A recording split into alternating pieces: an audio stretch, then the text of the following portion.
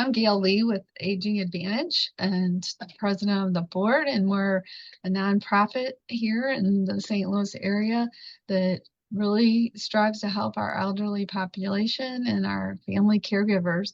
We get some funding through the St. Louis Area Agency on Aging to provide these family caregiver classes. And Donna and I think this is class number 4 on this roadmap to caregiving, and it's been very interesting. And on Monday we learned about self-care, and now we're gonna, I think, learn a little bit more about mental health, and how the caregiving can really impact our mental health. And Margaret Cook, who's a licensed professional counselor, has been giving us these insights, and they've been really good because, we were the first ones looking at it like a roadmap and trying to kind of just really figure out when we go on a trip what we have to plan. And so when we go on this caregiving endeavor, we really need to be, mindful and try to plan ahead. So I've been finding it pretty interesting. I don't know. Me too. Yeah. So great. Donna's gonna share the screen for the mental health, and we'll get started with that.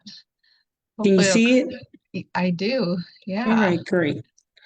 Let me get me out of here. It looks like we're having less technical difficulties today than some of the other days, so that's good. Welcome. I'm Margaret Cook. I'm a licensed professional counselor in the state of Missouri, and it is my great desire to talk with you today about mental health. I want to talk about mental health not just for caregivers, but mental health for everyone. Again, the pandemic has brought this to our attention in ways we have never imagined before. Everyone is willing to talk about mental health now.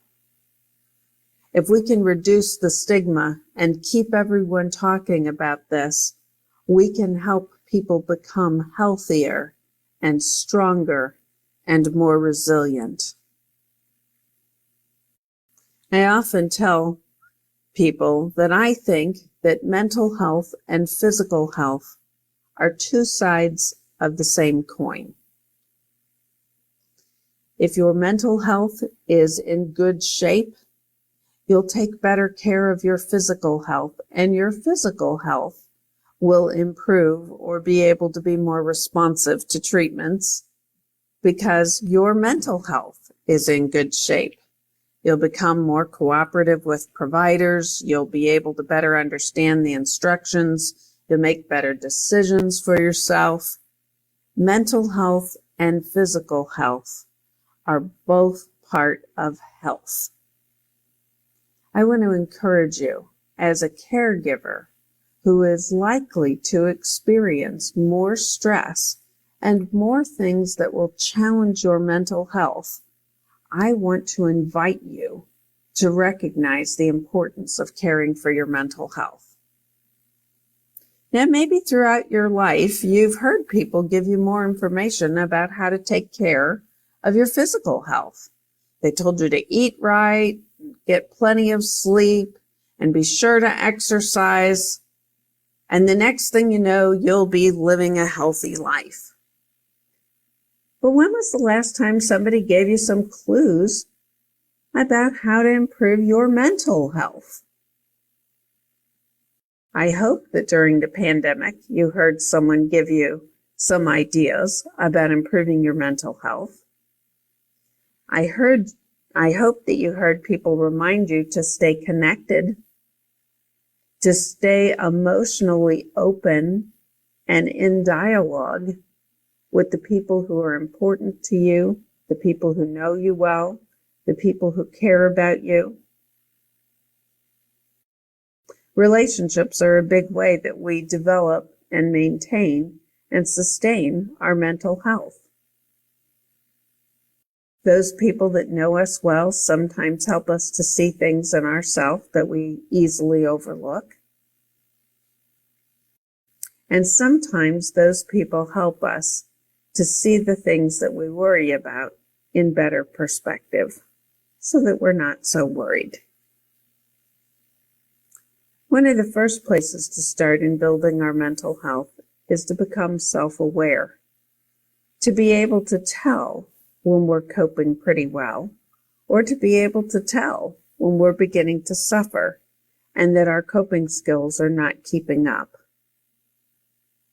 Knowing who you are, examining your life, recognizing when you're doing things that are consistent with who you know yourself to be, feeling like yourself, those are all ways that you develop self-awareness. You may have heard people talk about emotional intelligence, being able to read other people, being able to work with the social conventions and cues of relationships in such a way that you're able to function well. Cultivating your ability to be emotionally competent, being able to regulate your emotions, being able to express your emotions well, being able to read and respond to the emotions of others adequately. All of these things are the components of emotional intelligence. And if you are self-aware and you're emotionally intelligent, you're going to do much better than most people in terms of your mental health, particularly if you're confronted with a difficult life experience, like becoming a caregiver. In being self-aware, it's important that you have a relationship with yourself and with some people around you where people are connected to you, but they're also a little bit able to take a step back and to be a little bit objective. This is particularly true in your own self-awareness. You want to be able to take a pause there and really look at that. You also want to be able to have enough awareness and enough relationship that you can compare your response or reaction to things to other people's responses or reactions to things. In other words, being able to see if your reaction is normal, whatever normal is. When we recognize, though, that we're struggling and things are not normal, either because we just don't feel like ourselves, or we recognize that we're not coping very well, or we recognize that our response to something was very unusual compared to what other people would have likely responded, those are all indicators that something might be amiss for you. I want to talk a little bit about a couple of the main things that go on that people need to be aware of. I also want you to know that I'm not shy in any way about promoting professional mental health help. It's the profession that I've dedicated my life to, and I want you to know that I believe that it works. If you get a good chemistry going with a good provider, you can make the changes that you need to make, and you can have the help and the resilience develop more quickly than you could if you're trying to figure it out on your own. So I want to talk with you a little bit about the indicators that professional help would be needed for you, or perhaps even for the person that you're caring for. Some of the big things that come up have to do with depression, anxiety, cognitive decline, having some emotional or behavioral difficulties, and using substances in a way that presents additional risks. I'm going to talk first a little bit about depression. This is something that I often see in caregivers, but it's also something that's fairly prevalent in the people who are receiving care. People who are receiving care have frequently had some sort of a change in their life or lifestyle as a result of some sort of health or mental health crisis or condition that has come up. All of those changes lead people to a difficult place where they're coping with that loss. And there's some pieces of that coping, adjusting to the loss that take us through a period of time that is a depressive state. It's a period of time where we recognize that something is gone or changed forever. It's a time that we realize that there's a certain loss of hope. It's a time that we realize that there's a real struggle. Some of the symptoms of depression would be when someone is experiencing sadness, often manifest in a state of tearfulness or helplessness, or that idea of being hopeless. Sometimes being angry and irritable is really a symptom of depression. Often, depression manifests itself as a loss of interest in the things that usually brought pleasure. Sometimes it's a change in sleep patterns, difficulty going to sleep, difficulty staying asleep, or perhaps sometimes sleeping too much. Being tired and just having a lack of energy, that can also be a symptom of depression. Depression often manifests itself with a loss of appetite, and sometimes there's an accompanying weight loss. So if someone is losing weight without intending to, and you find that they've kind of lost interest in food, depression might be one of the keys there. Sometimes depression looks more agitated, more restless, maybe even anxious. And having a professional make the determination if that is related to the depression or if that's related to anxiety can be a very important assessment for a professional to make. Sometimes there's kind of a slowing down. Motor activity is slower. The person seems to be moving in slow motion. Maybe their speech is slower. Or maybe their thinking is slower. When you're talking to them, it takes them longer to process what you've said before they're able to give an answer. Maybe there's a sense of feeling guilt or guilty or worthless or not worthy. Sometimes people who are experiencing depression and in any level may experience difficulty thinking. Maybe it's hard for them to make decisions. Maybe it's hard for them to be able to process information or collect information that they need, or to be able to concentrate. Maybe people who are experiencing depression have frequent physical symptoms. Maybe they're often complaining of headaches or backaches. And of course, anytime someone might be experiencing depression, then we find that they're having a lot of thoughts about death and loss, and especially if we have anyone who has experienced or stated or maybe considering suicide or harming themselves. That would be the key thing on this whole list of depressive symptoms. If you ever encounter anyone who indicates that they are recurrently thinking of death, or they've thought of ending their own life, or they wish they weren't here anymore, then those are people that we need to get to a mental health professional right away.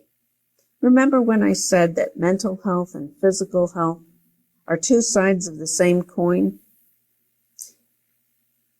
People having suicidal thoughts is one of the places where this becomes most important for you to understand. If someone that you were caring for, or someone that you knew, or even someone on the street were to have a physical health emergency, maybe difficulty breathing, or maybe they had chest pain, we wouldn't hesitate to call 911 and to get them the help that is appropriate for a life-threatening situation. We need to feel the same way with people who are experiencing thoughts of self-harm or who no longer think that they want to be alive.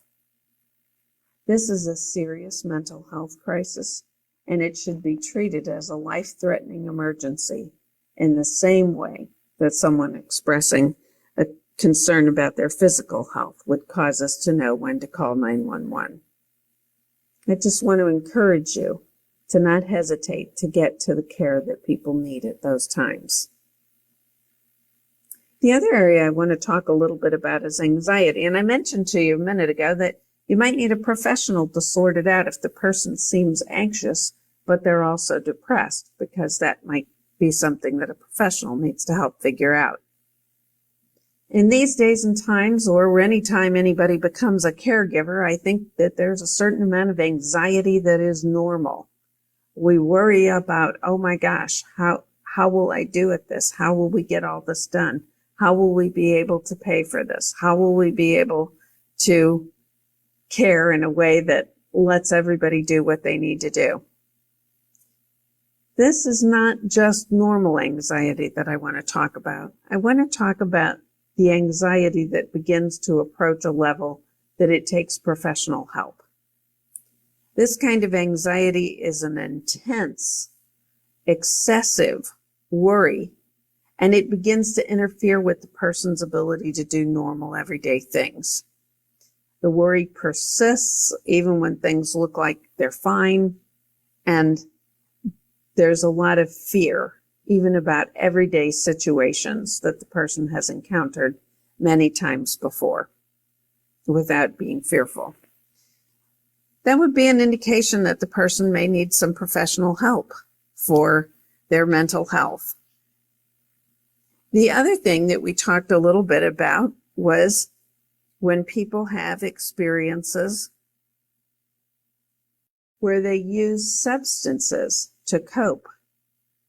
Caregiving can be a very stressful time, and sometimes people think that they'll relax a little bit better if they have a few drinks, or if they use cannabis, or if they use some other substance that they've been adjusting to using when things are tough.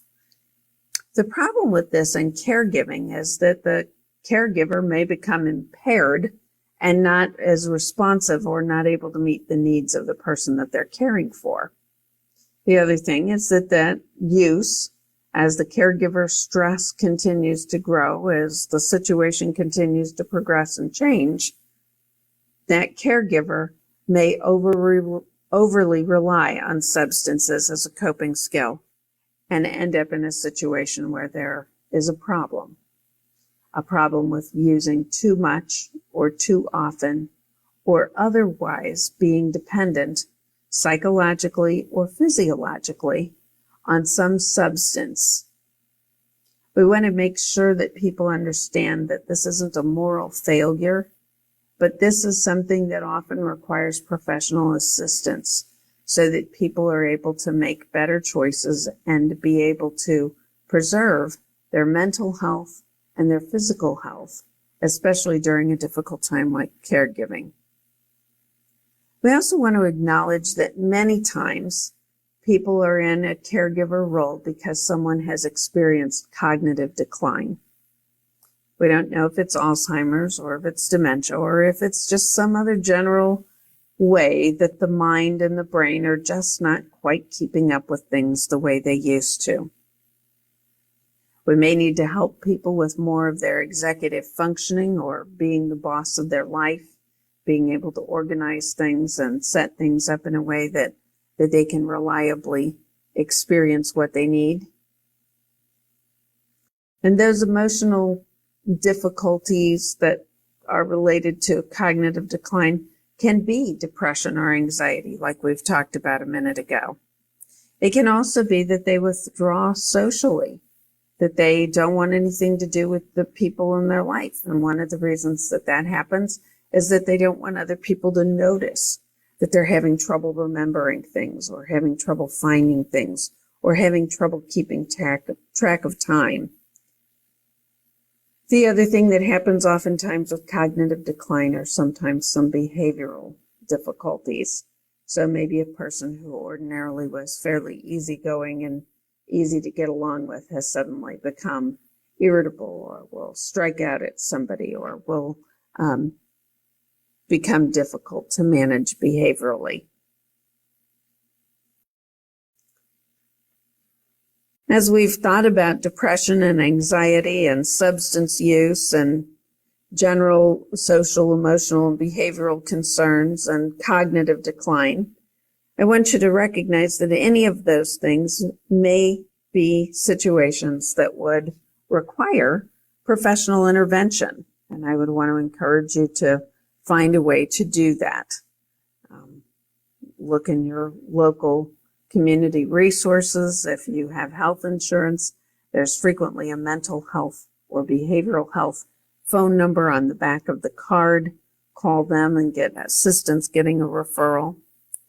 And in terms of self-care, remember that if you increase your activity level, exercise more, eat a healthy diet, make sure you get proper rest and sleep, and make sure that you have ways that you can intentionally create a state of relaxation.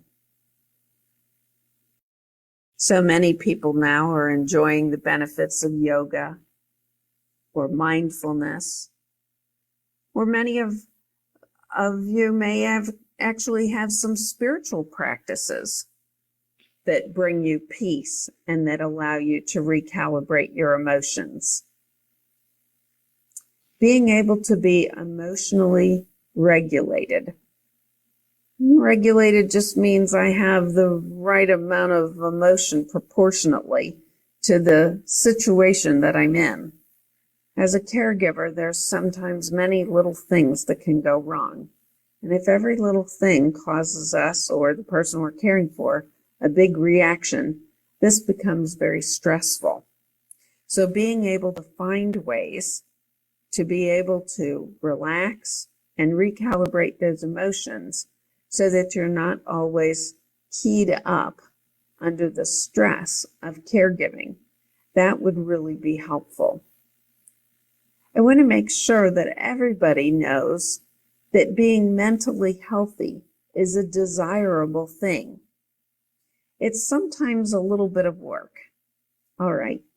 It's sometimes a lot of work, depending on how you've developed and what you've done with your mental health up until this point.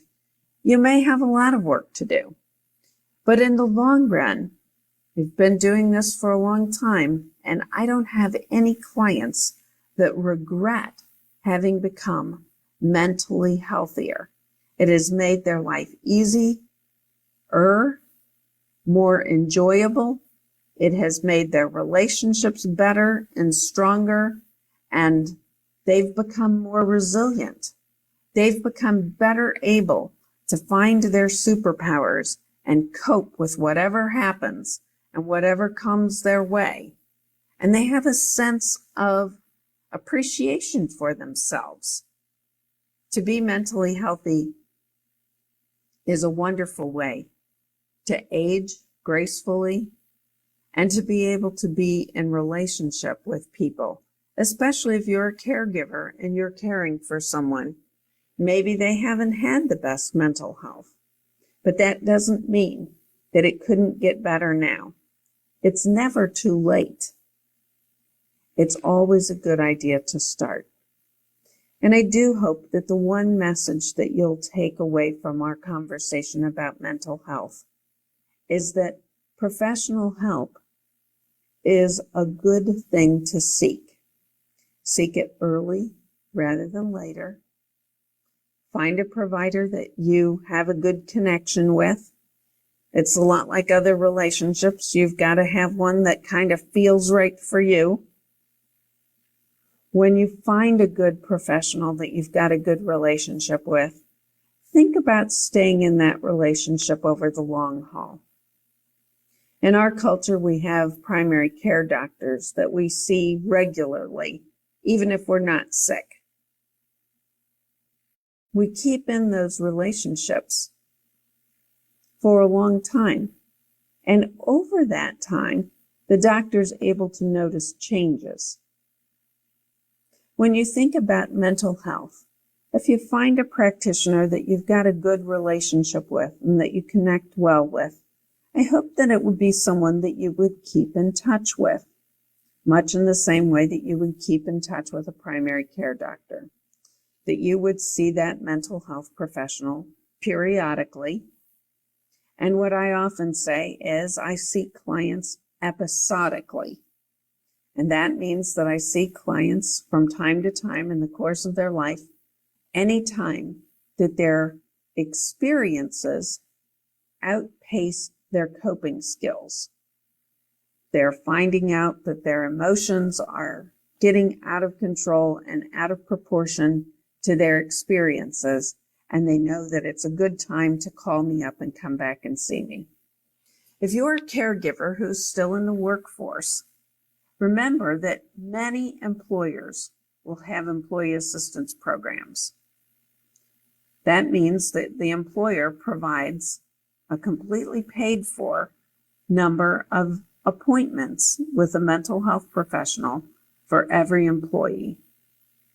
So you may get 3 or 5 sessions through your employee assistance program that wouldn't cost you anything. And during the pandemic, many of our mental health professionals, including in my practice, we've created ways that we would see people through telehealth. So people will log on to the computer and have their session. If you're a caregiver, this can work out very well because you can set that up so that you don't even have to leave the person that you're caring for. You may be able to do it while they're taking a nap or after they've gone to bed or at some other time that they're occupied with something, and you would be able to have your therapeutic session. Remember that anyone who's not sure that they want to live or says that they may want to actively do something to harm themselves, that is a mental health emergency, not unlike a physical health emergency, and it requires professional intervention. Please be sensitive. During these times after the pandemic and during times where caregivers are experiencing major changes in their life, it's so difficult for people. And many people often respond to that with a loss of feeling that they're going to make it through. Remember to encourage them to get that professional help. Don't hesitate to call 911 or to take someone to a nearest emergency room or to a proper mental health facility for assessment. Today we've been talking about mental health for everyone. Caregivers, people receiving care, people that you know, people you've never met. I can't tell you how passionate I am that I want everyone to have the opportunity to learn how to be mentally healthy so that they can be strong and resilient and capable of being there for each other. If you're in a situation or the person you're caring for is in a situation where you need professional help, I hope that you'll reach out and get that today. There's no stigma for reaching.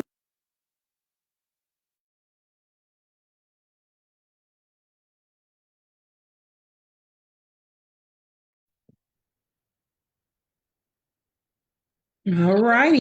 We're Yeah, well, back. what was your biggest take on that? That was really good. I know one thing that really resonated with me when saying that to get some mental help um, when different situations and I guess crises arise in different people's lives. What kind of concerns me is because we deal with a lot of seniors and people in the St. Louis City area, which are predominantly African American Black people, right? In the Black household, it has been like a stigma to get professional help. It's always been noted to, well, just until recent years, now people are more apt to go ahead and reach out to somebody and talk to someone and not feel like they don't need to be in a straight jacket, because in our households we grew up like that meant that you were crazy, something is wrong with you. If you go see a counselor or professional help, that means something. You're actually mental, and if you're mental, then we need to go ahead and just take you down there to the state hospital, and you just live there. But that's not necessarily true. And growing up, getting out of that, uh, walking my own life and experiences, I found that that's not even true. But that was even stuck in my head for many years until I had to get around other people and start having my own experiences to realize and understand that that's not so. A lot of times, talking to somebody actually just helps you to know and understand that you're not the only one that is going through something or has gone through something or even will go through something. There's so many people, we go through so many different things in our lives and aspects on certain different levels that I think it's more healthier to reach out to somebody, whether it's a professional or a very close friend or somebody, to give you some insight on what you're feeling or what you're thinking and let you know that it's okay sometimes for some of the feelings are natural, but then when they get to a place where they are not natural, okay, what can we do to avoid you getting down this sunk hole or into this sunken place again? Okay, because you have to work, you're going to continue to work, but are you putting in too many hours at work, or are you isolating yourself, just going to work and coming home and just being to yourself, so you're sometimes taking on your client or some of those work people's um problems and situations, are you bringing them home and they're still a part of your life and you're living it, so we have to be so careful about that. And it's okay to seek, you know help. It really is okay. It's so healthy, so healthy. I just can't say it enough. Yeah, I think we were talking in the series so far too about just the caregiver support groups, and you had said, "Oh, I didn't realize about those." So, I mean, to really, hook into those early on, and then, getting that support. But I think her main thing, and kind of goes against, in a sense, what you're talking about culturally, that it's been your experience, is getting the help sooner rather than later, Yeah. and just getting that support. And I think sometimes we think, oh, it's normal, we're taking on all this and it's normal, but it's not that normal at some point. Of course you are going to have some anxiety, but then when it starts to impact, so going to a support group when things are earlier on, and then if it becomes persistent, and or even right before, getting some other additional help. But if culturally that's been an issue, that systemic, that the systems, that you're gonna really be like considered mental or something, as you were saying, you you just kind of get that message that we need to take care of it. I need to take care of it myself. And Yeah. um so And I guess that's part of the thing too, Gail, with me and working in this industry, and we're seeing so many older adults. It's really with them. I think the younger community of blacks, they're more subtle to take in and say, okay, because I do know, and I hear a lot of them say, yeah, I got to make an appointment with my counselor, or I need to go see my what other word that they use, but whatever it is that that person is for them to get the counseling that they need. I hear a lot more younger generation, that's the ones that are below the probably 60 or 50 line, and under. They talk about going to seek help, and that they do, or they can sometimes even realize that, okay, I'm starting to feel stressed, or I'm starting to feel this feeling again that I once felt before. And that's when I reached out to my counselor. So I think I better making me an appointment and go see that person again, as opposed to the older generation. That's where it came from, and so many of them, as we know, can be kind of stuck, as they sort of speak, stuck in your ways type thing. They won't change, they won't move. This is how it is, and this is just how it's going to be.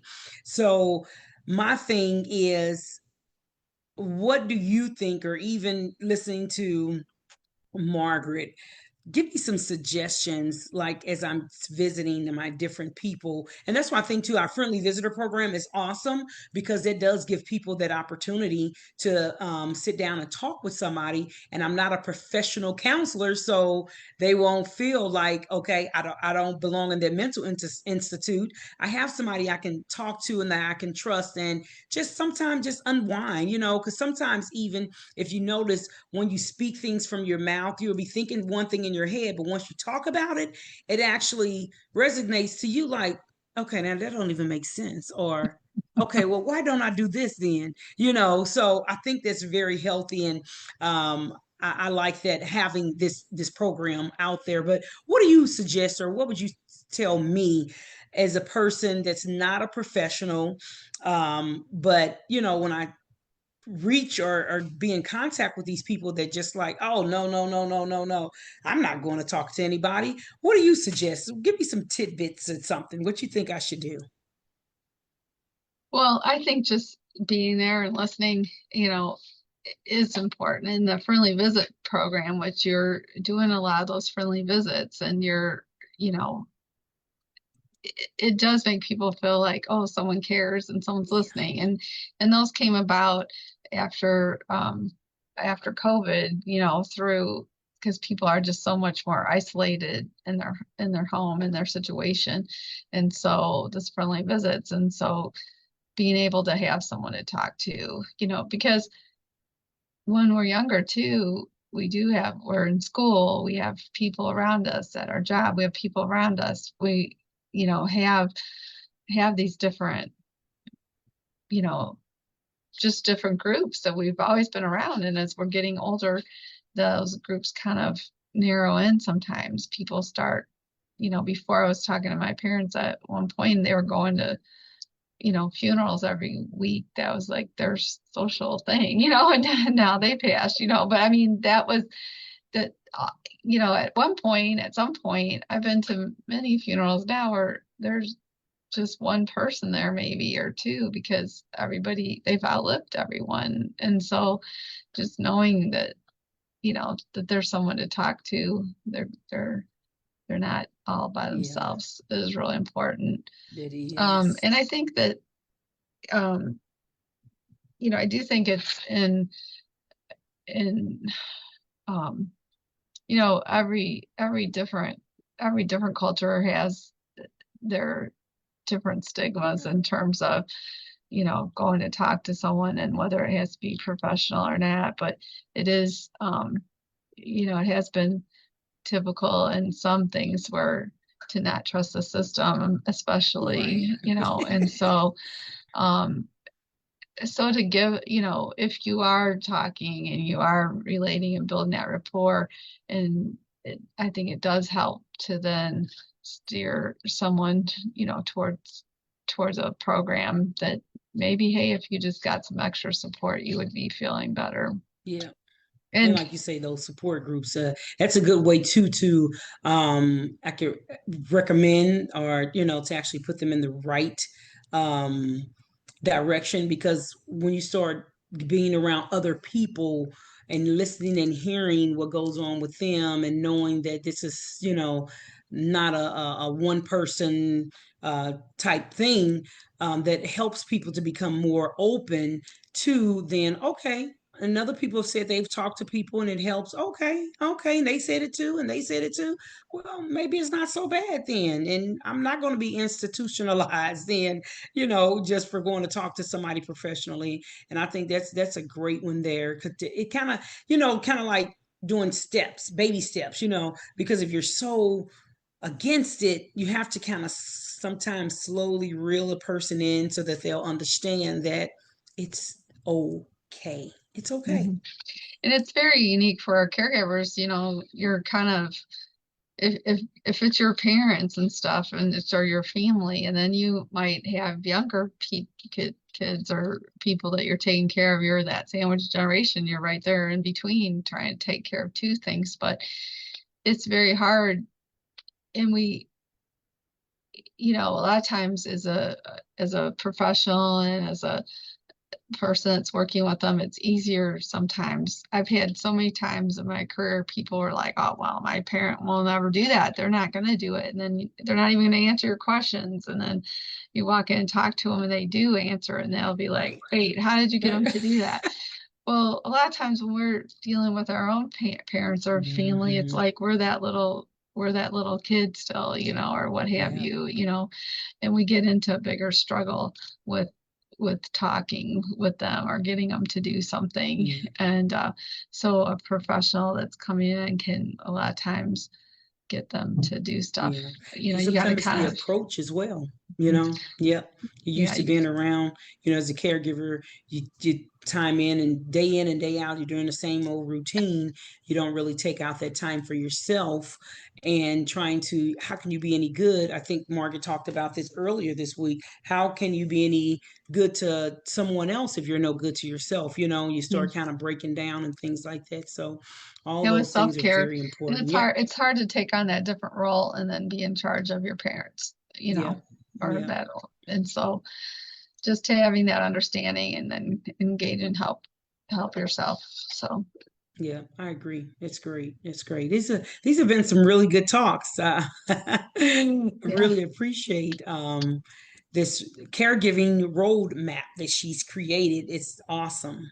So good. it's very Yeah. awesome. Yeah. Yeah. That's why I was wanting us to do it again. We've done it a long time ago, but and then every time you hear different things or I did it with Something someone else else, stands out different to you. questions come up and stuff. Yeah. So that's always really good. And It's so, great. um, is there any more talks this week Yep, or we do. We have another one on Friday. We have our Lynn Potts. She's going to be at noon on Friday with On Track Advisors. So she's going to tell us more about that as well. I'm excited to hear what she has to say too.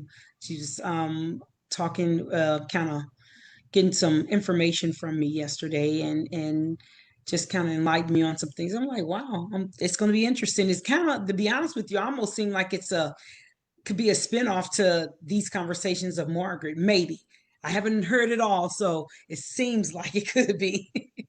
I think she Like, helps to organize your processes in your home. And so on different things. So we won't say okay, more about it. So we're not okay, giving it away, but right, you know, I think it's a different support that people can have. So that's a okay, good program to I hear agree. about. But yeah, and then we'll have part 5 and 6 next week. Yep, and then we've been conquered them all. Yeah. All right, well, tune in to us on Friday at 12 o'clock, and then also next week, Monday and Wednesday again at noon. See you then. Thank you. Thanks a lot, everybody, for tuning in. Appreciate it.